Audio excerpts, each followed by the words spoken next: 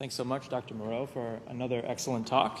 And thanks so much to all of our speakers in this session, which I thought was really fantastic. So another just big thanks to all the speakers. Next up, we will have a group discussion that will be moderated by Terri Wilder. So please join me in welcoming Terri to the stage.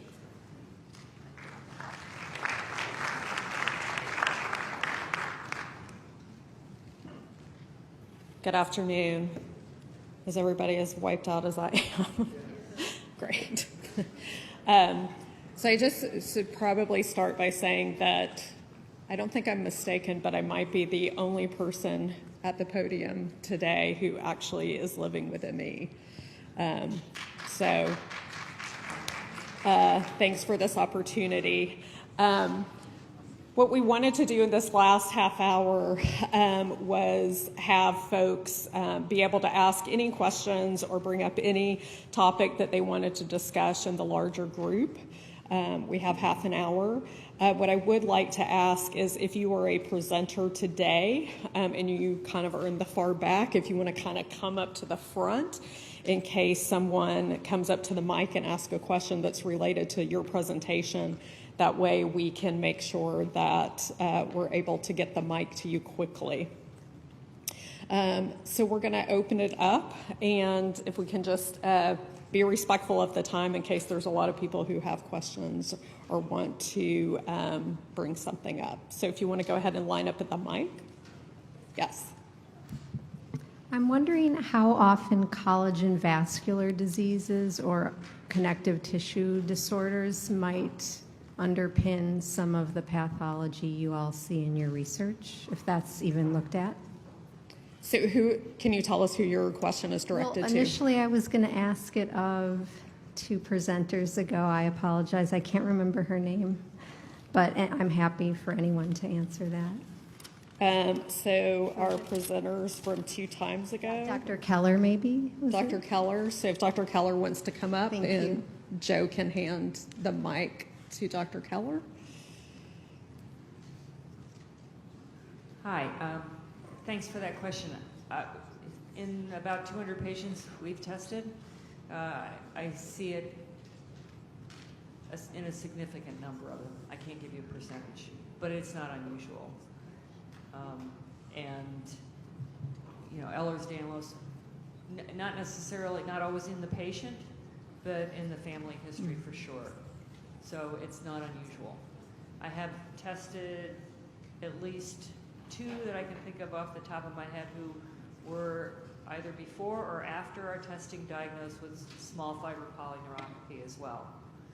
And so, and in both of those cases, those individuals reproduce their exercise test normally, actually, but very, very low function because of it. And maybe this is something you're going to get to tomorrow, but what about those who get treated with IVIG? Do you see an improvement globally in your research, or that's not something you can speak to? I can't answer that because I don't see these people over time. Okay. Great. Thank you. So I'm going to kind of go back and forth. So the gentleman over here.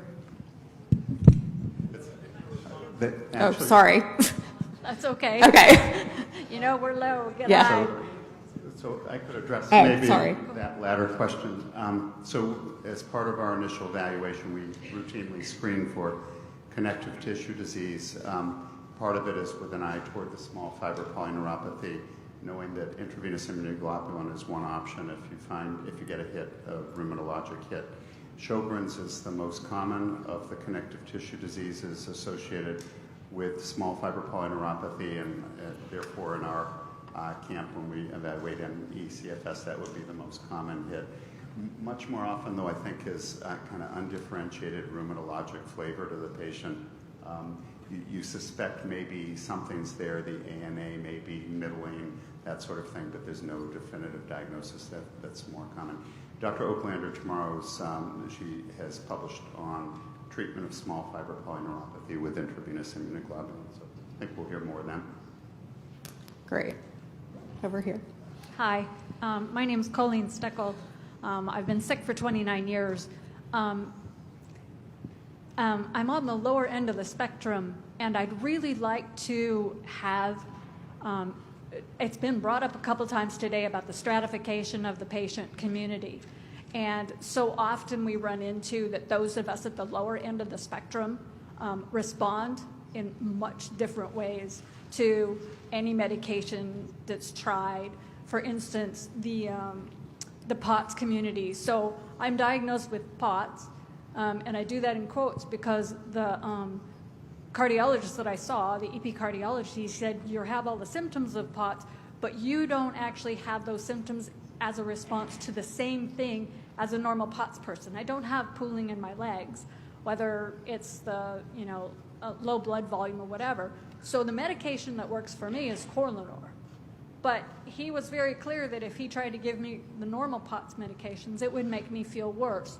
So that stratification conversation, to me and the people that I talk to all the time, we really want it at a higher level and like top of the conversation in all the research, so that when a research paper comes out and we're reading it, it's the information from that research talks about which symptoms we are dealing with. And we're looking for the more specific symptoms, like, something that you found could explain the paralysis or any of the other more difficult symptoms that the severe community is dealing with. So I guess my question is, Dr. Moreau brought up about the stratification. So in those different stratification groups you had, I think you said that one of those definitely reflected the more severe. And so that's really what my question was. Can Dr. Moreau respond? So for sure, this is what we are finding. So the next step that would be logical is to do brain oximetry, for instance. So for those that have mental fogginess, dizziness, so by testing first all the patients in this subgroup number 5, because this is the only subgroup that showed that. So again, this can be done with very complex machine in the hospital setting, but can be done also with portable machine. So for us to prove the principle is, let's see that if we can see change in the brain oximetry, but not at the periphery. So we can do that and see with the other subgroup that are not showing mental fogginess. They have no high level of thrombospondin after a stimulation, a stress. They don't have change in their brain oximetry. I'm not saying that there may be other problems with the brain blood flow, but at least we may have the beginning of something to work with. And this is going through what I'm referring to personalized medicine or precision medicine. I think more closer to precision medicine, because by definition, medicine is personalized. Should be, at least. Great. So is that group 5? I mean, is there a way for a patient like me to look at what you've done and say, yeah, I would be in group 5 by the symptoms, or would I need to go say, can you please do these tests on me to see if I fit group 5? We would like to offer the test, and as I said, the test is available to any group. So I don't know which group of researcher in your region you are working with. Okay. So ask them to have the test. Okay. And we will make sure that the methods, the machine will be available. Awesome. Great. Thank you. So I'm going to go to the gentleman over here, and if we can just try to have our question be succinct, no more than 30 seconds, so we can get through everyone. Sure. It seemed to me that the animal model, like the organophosphate exposure, was pretty useful for the Gulf War illness, and I haven't really come across many animal models for ME/CFS, so I was just curious for all the speakers whether you think one can be developed and any ideas as to what might be useful. Do you have a particular speaker that you would like to have jump in? I guess one thing that I was curious about in Mark Davis's talk is he was looking at these signatures where he identified a couple mycobacterium and the FGF21 and some of those things. So I was wondering if maybe some of those findings could be exploited to induce immune signatures similar to ME/CFS. Great. Is Dr. Davis still in the room? Yes. No. So I think that animal models are good to initiate or generate hypotheses, but I think we have learned both in the good and the hard way that the immune systems are really quite different. and many things that were predicted in mice that have not been found in humans, and that are essential, for example, toll-like receptors that are receptors for innate immunity that are present in mice that really are not present in humans. So how far we can go in mice, I think we have to be careful, and particularly when it comes to exploring therapies. I think to initiate something that could generate like a hypothesis in humans may be useful, but we have to really be cautious when it comes to therapies. We can only go far, and I think that actually Ron Davis published a beautiful paper, something like titled like "Mice Are Not Men," and so and we see that over and over.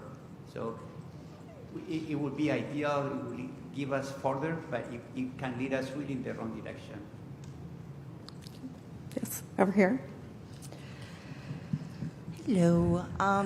My name is Sydney Brumfield. I'm a clinical researcher at Mass General Hospital up in Boston, and I would like to thank, first off, all of the people who presented today. They were absolutely wonderful talks, but my question revolves around what efforts are being made. This is to all of the speakers. What efforts are being made to diversify the patient population that is typically being researched on, of the people who presented, or presented data on the demographics of the patient population. It seemed that mostly the people who were tested were middle-aged Caucasian women, and I feel like that seems very limited in the possible people who we could research.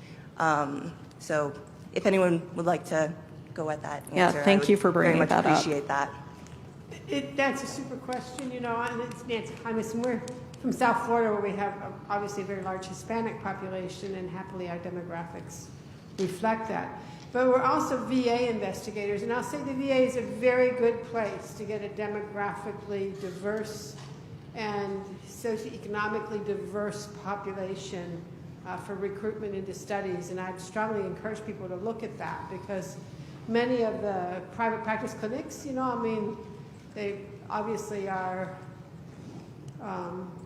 either out of reach, some are only cash pay clinics, some are, you have to travel many miles, so catching people that are in the lower socioeconomic classes into any of those groups is highly unlikely. I'd also say that you really get a handle on this when you do big surveys of like CDC national surveys. What's the CDC survey? The one that they do every 5 years. Anyway, the point is, if you could do the large population-based surveys, then you get a handle on who you're missing, and we get a better sense of whether or not we should generalize our findings the way that we tend to do. So it's a great point, it's an important point, a point that I think we're all really aware of, and we struggle to try to find ways to better reflect the population. I think I should say that studies by Dr. Jason and by the CDC and the Chicago and Wichita cohort show that we're clearly missing the boat. That the higher risk is in the Hispanic and African American population, and in the lower socioeconomic groups, where that's not who we're recruiting from mostly into our studies. Thank you. Thank you for bringing that up. I really appreciate it. For folks of us who are in the community of living with this disease, we talk about it a lot. So it is definitely a problem, and it needs to be addressed. We know that when we look at research historically, when we see that research is done just on white men, it's problematic, and we have to be thinking the same way with this disease as well. Dr. Mack. Hello, my name is Dr. Ami Mack. I'm from the Stanford Genome Technology Center. I'm the new Director of Translational Medicine and Patient Relations. My question is, well, first of all, I would like to add that I'm also a person living with ME. So this is personal as well as an academic and scientific endeavor for me. My question in particular is for both Dr. Systrom and Dr. Keller, and any of the other clinicians that are managing this can feel free to step in. But my question is there any measurement going on simultaneously because of the low blood pressure at baseline and all the other orthostatic problems of cortisol levels or other neuroendocrine hormones, such as, we've noticed reverse T3 has been low in the patients, and I think that may be interesting to look at in terms of supporting blood pressure and those kind of issues.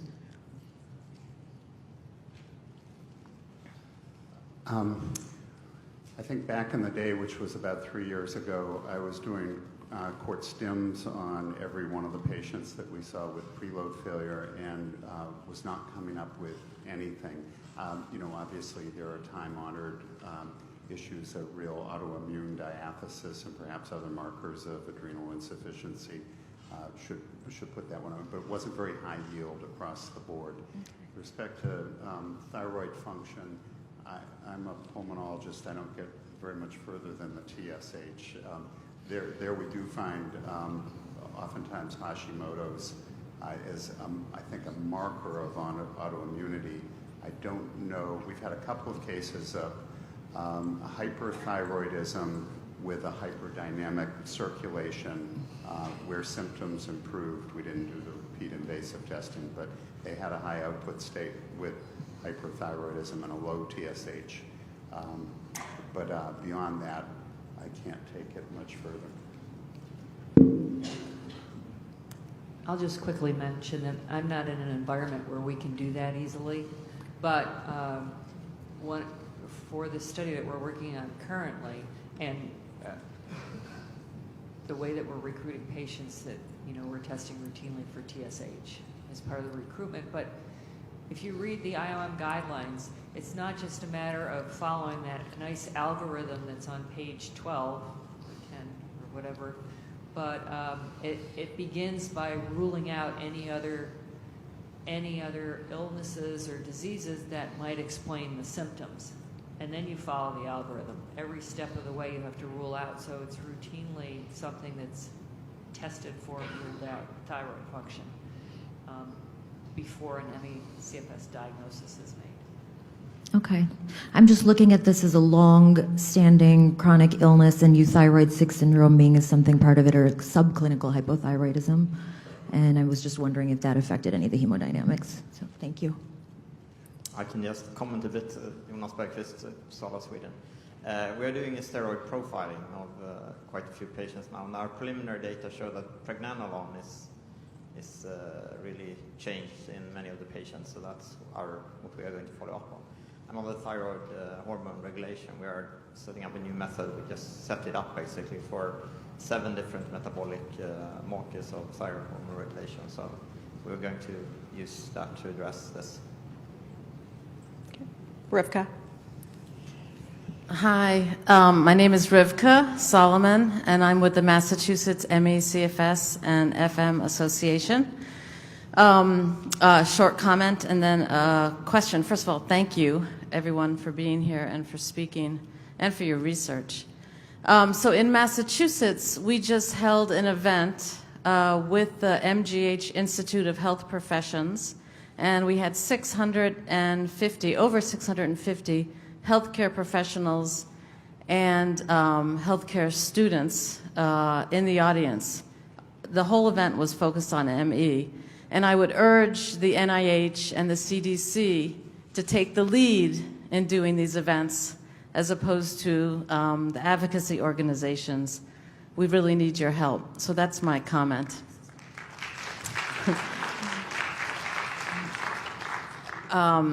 My question is for Dr. Klimas or maybe Dr. Navio.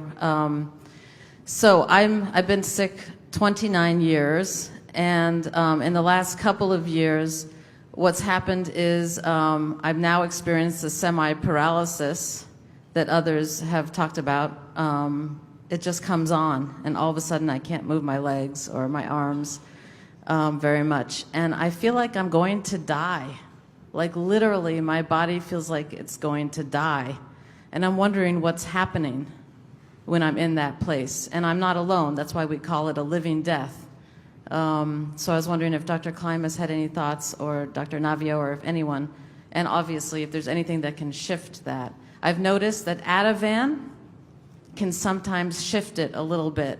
Ativan, which is an anti-anxiety medication, but it's not anxiety that I'm experiencing. It's like a body shutdown. Yeah, sorry, it's a hard question to answer because you really need to know a lot more about the patient to try to postulate that kind of thing. It could be anything. It could be a mitochondrial thing. It could be, Ativan has a lot of different effects on different neurotransmitters. It's not a very specific drug, but it's interesting that it helps because it does suggest there's a neurotransmitter thing going on. But I would be hard pressed to guess. Does anyone clinically have an idea? First question, do you know what your pulse is at the time? I'm on atenolol already, a beta blocker, so my pulse tends to be pretty steady. Do you break out in a cold sweat? No. Do you have any abdominal discomfort? No. No butterflies? Nope. Then my vagal theory doesn't have much support. So,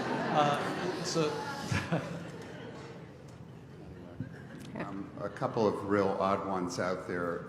Channelopathies, once in a while remotely related to mitochondrial disease, can come and go. There's hyperkalemic and hypokalemic periodic paralysis where extremity weakness can come and go. And then there's one other odd one. Is there any hypertonic component to your weakness of the legs? Are they stiff? What is hypertonic? Stiff?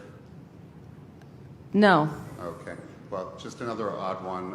It's called stiff person syndrome, and it's diagnosis by EMG, nerve conduction, and actually benzodiazepines are given during the nerve conduction that fix it.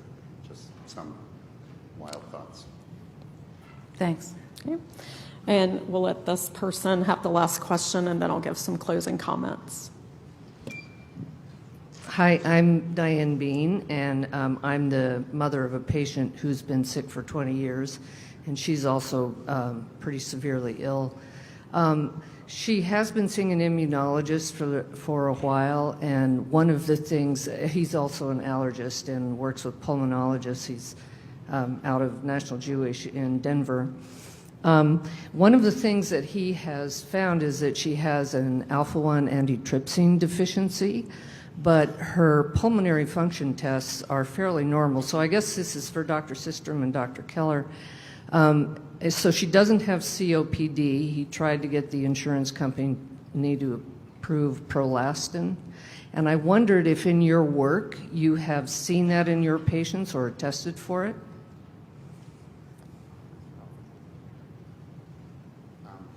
So, there are various kinds of alpha-1 antitrypsin or protease deficiency, homozygous variant that pretty uniformly does cause COPD, even in non-smoker, never smoker. But then there are other variants, so I'm not quite certain which one that is. Interestingly, we just saw a patient in Boston with that combination, but I'm not smart enough to link it to any of what we've got here. It's not traditionally thought as autoimmune in nature. Great. So in closing, we have about a few minutes before we head over to the poster. This has been a long journey to get here. Many of us were on the planning committee, and we've been working on it basically since last year. And while we're excited to be here and hearing about science that will hopefully get us to not just to treatment, but to a cure, my dream is that, much like in my professional life and working in HIV, where we're talking about ending the AIDS epidemic and finding a cure, that is what I want us to be going to, that we're looking for a plan to end ME, and that we're ultimately going to have a cure, and that all of us get to go back to our lives. At the foundation of everything that we're discussing today, we have to recognize stigma. There is very severe ME-related stigma in the world. We are not a monolith. We are not a group of people who are difficult to deal with. We are not individuals who are bullying scientists out of this work. We are fighting for our lives. And we have to demand, and I have to challenge you to please think about the language that you use when you're talking about us. We are people living with ME. Please don't medicalize our lives, because it reproduces and it sustains stigma, and people discriminate against us because of the perceptions that they have about us. I'd encourage you to Google the Denver Principles. The HIV community in 1983 came out with a document in which they asked the world to please condemn labels like victims, a term which implies defeat. And remember that we are only occasionally patients when we're in a medical appointment. Patient, historically, is a term that implies passivity, helplessness, and dependence upon the care of others.